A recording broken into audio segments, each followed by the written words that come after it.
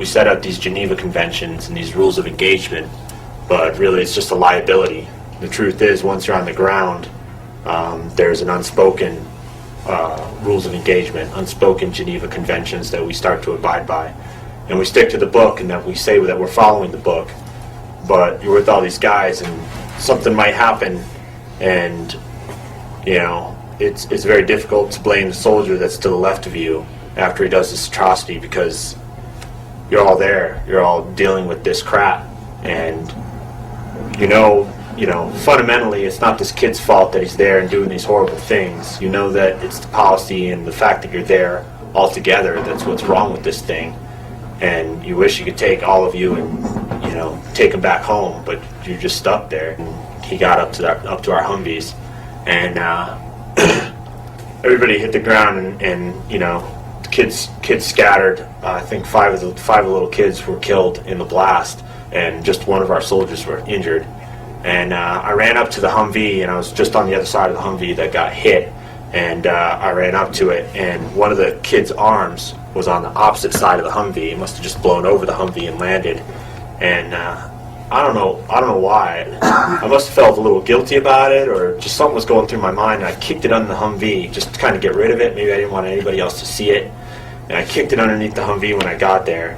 And I was checking out our guys, and then we started doing triage on the little kids, and the medics finally came in, and I kind of backed up. And it took almost hours to just clean all this crap up. And, a lot of the guys were just laughing about it, about the way the kids blew up, and whatever. And you just learn to laugh at some horrible stuff when you're at war. It must be just a psychological way of dealing with something so horrific that you learn to laugh at it. But they cleaned all this up. They got the bodies gone and put them in bags and stuff. And after they left, it was about 15 minutes later, I remembered the arm underneath the Humvee. And I was like, oh shit. They just took these kids away, and they cleaned it all up, and this arm was still there. And I looked under, and I got the arm out, and I showed it to my sergeant. And he pointed over at the trash pile. And I was like, I'm not going to throw this kid's arm away. We should figure out who it belongs to. And the guy took the arm and walked it over to the trash pile, threw it on the trash pile. And, that was that. So, it's just a very skewed environment. People, you just lose your mind. You don't know how to deal with things properly. And we kick off on, after all the firing was done, we kick off on little missions and just kind of raid the house. We kick in the front door, look through the area, just turn the place over. Usually we found innocent people inside, mom and dad dead, little Johnny, little Mary dead, and there's nothing you can really do about it. It's all collateral damage in the scheme of things. But that's kind of shit that sticks with you. And you go through that, and I see guys laughing, I see guys crying, I see guys praying, I see guys cursing, all have experienced the same exact thing, but everybody's kind of reacting different to it. So it's just kind of a jumbled mess, and it's chaotic, and it's not like the movies where everybody's moving in an organized way. Most of our combats were, where we were in firefights was basically we were all just shitting ourselves. And our training and our love for the men that we're fighting with is the only thing that keeps us in check from just turning around and running and just leaving it all behind. And you try to squeeze yourself into, hiding behind a signpost that you can't hide behind, but you're trying, you're trying the best you can. And it's just a scary and chaotic mess.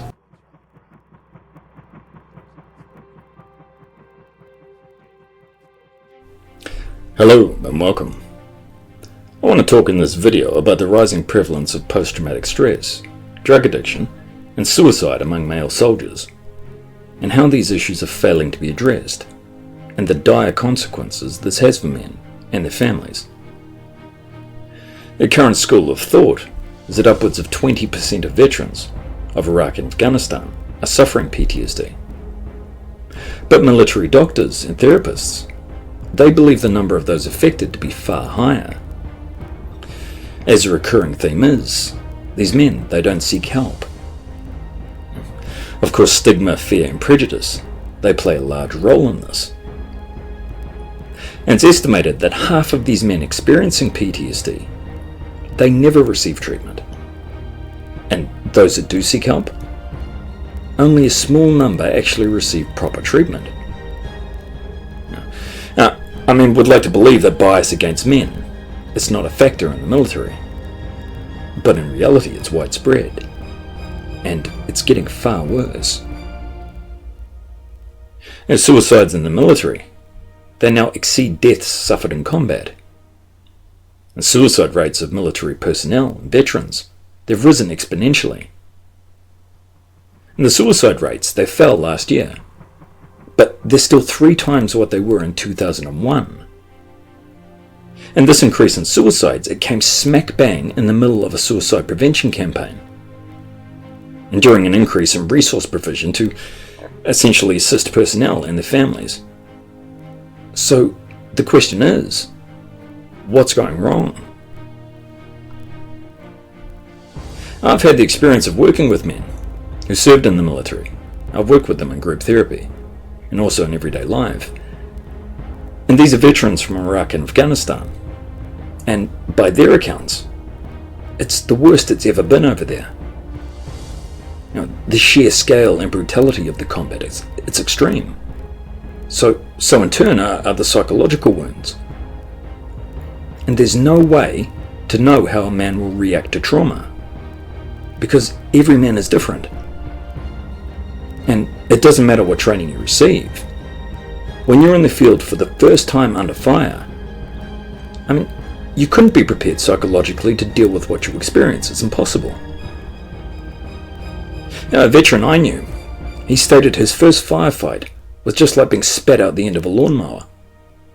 The intensity and the violence, it's unimaginable unless you've actually been through it. And the more combat you experience, it gives you an idea of what you'll experience going forward. But it doesn't make it any less traumatic. And your reaction to that situation, it'll be governed by a natural response, fight or flight. But the new trend from military top brass, it seems to be blame the victim. That a soldier's family history, a soldier's social status, his mental and genetic makeup, determine whether that soldier experiences PTSD. And this perception is a real cause for concern. In 2008, the Pentagon, they put out a study. They analysed the records of over 1 million soldiers who suffered mental health issues while serving. And the study's conclusions suggested what caused these soldiers to take their own life was their personality makeup. That unresolved issues from their past led to conditions like depression. And because of poor coping skills and a lack of personal resilience, led them to be more susceptible to PTSD. And it was also suggested that because of their weak constitution and their impulsiveness, they'd be more likely to be aggressive and to act out, causing suicide. Now, where have we heard that before? Now, contrary to popular opinion, male aggression doesn't lead to suicide. Now, the fact is, we don't know what causes PTSD. The human brain, it's complicated. So, it's just conjecture at this point in terms of causality. It's simply passing the buck. A case in point was General Raymond Odierno. But for sake of argument, we can just call him General Oder if you like. General Oder, he stated recently that how a soldier deals with stress is due to that soldier's intestinal fortitude and his mental toughness. Now, I can understand wanting to find a root cause, as suicide rates, they're skyrocketing. But assigning blame to a man's genetic makeup is bullshit.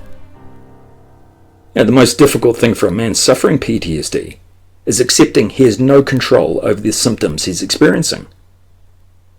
To admit that, it flies in the face of a lifetime of societal messages and perceptions that men are always in control and are impervious to trauma. So, assigning blame to these men, it's wrong. It's not a man's fault. We have to understand the reality these men are faced with and what they're subjected to from combat, from society, and from the military, and how they're being failed. And speaking from personal experience, I never served in the military, but I suffered a trauma a few years ago. And it was no one's fault what happened, but I was in an induced coma. For 3 weeks, I was hooked up to a heart-lung respirator, and I had a minimal chance of survival, but I made it. Of course, my muscle mass had deteriorated, and I had to undergo extensive rehab to walk and function again. I'm back to full functionality now, but I had my fair share of scars from what happened. But the physical trauma, it was nothing compared to the mental trauma. I remember it. I'd suffer flashbacks. I'd go into floating phases. I had nightmares. I'd wake up in a panic, convinced I was suffocating. I was terrified of my surroundings. I'd lash out at people. I'd avoid crowds. And I became emotionally numb. I couldn't stand to be touched by anyone. And the girl I was with, I couldn't even kiss her. Because I'd feel I was suffocating. And I got increasingly paranoid, and I was distrustful of people. And all the while, I told myself I was fine, and I had a handle on this. And I recognized the symptoms, but I still wouldn't allow myself to admit I was not in control of what I was experiencing. And it finally took a friend of mine, who was actually a Vietnam vet, to actually get me to accept reality. And he introduced me to a group of veterans who essentially experienced post-traumatic stress, and they helped me work through it. But I kept trying to minimize my symptoms when I was around these men. I felt it was like comparing a sprained ankle to an amputated leg. My trauma felt insignificant next to theirs, but I needed to accept my reaction to this trauma. I needed to accept it was valid, and that it needed to be addressed. And since then, I've worked with a number of ex-soldiers, and their experience of PTSD, it's compounded on a number of levels. Reintegrating back into society after deployment, it can be incredibly difficult, and sometimes next to impossible. And as hellish as combat is, at least in their unit, they were supported. And all the men I've worked with stated that if they were given the opportunity to return to active service, they'd take it. The reason they give is because they miss the brotherhood that they had over there with other men. The bad times, the good times, the downtime. They were all in it together. And we don't have that in society. Men are isolated to begin with. And we're all taught to distrust and hate other men and masculinity. And trauma only intensifies this. And soldiers, they feel alienated when they come home. A man, he's lost his sense of self, who he was before he left. And in some cases, his family, they've changed to adapt to him leaving. So family, they can literally feel like strangers. And combine this with PTSD and a lack of viable support structures, and we're setting that man up to fail. A great deal of focus, at least in the public arena, has been placed on assisting veterans. But fear and stigma, they still remain. And many veterans, they feel, and quite rightly so, that if they speak up, they'll be seen as a liability and be discharged. They'll be labelled genetically dysfunctional. And this fear is valid. And all this is essentially putting the burden of blame on the soldier, so the military can avoid taking blame or funding more extensive treatment. And the mental health services for veterans, they're barely minimal. And if you're lucky, you might get a few minutes with a mental health worker every few months. Just enough time to adjust or refill a prescription bottle. A lot of soldiers, they're in chronic pain, combined with PTSD and other mental health conditions. So, you have veterans knocking back opioid painkillers, anti-anxiety drugs, antidepressants, which can be addictive, and often a lethal combination. especially with the dosages being shelled out to veterans. And really, exactly how do addictive drugs treat mental illness? And opioid painkiller prescriptions for veterans, they've risen by 287% between 1999 and 2012. And accidental overdoses among veterans, it's nearly twice that of the US population. And this statistic, it's discounting those veterans who aren't enrolled with the VA. So the number is going to be far higher. So someone somewhere is making a lot of money out of these drugs. And we can guess who. And in terms of applying for disability, it can take years to process. And many applications are unsuccessful.